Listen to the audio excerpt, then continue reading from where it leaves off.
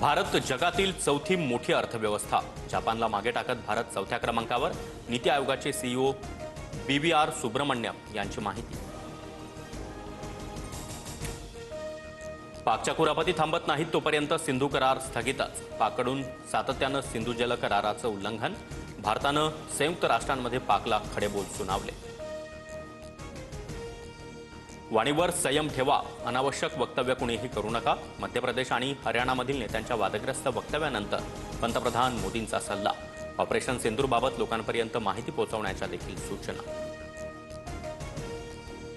पुढच्या 3 दिवसात मान्सून महाराष्ट्र व्यापणार.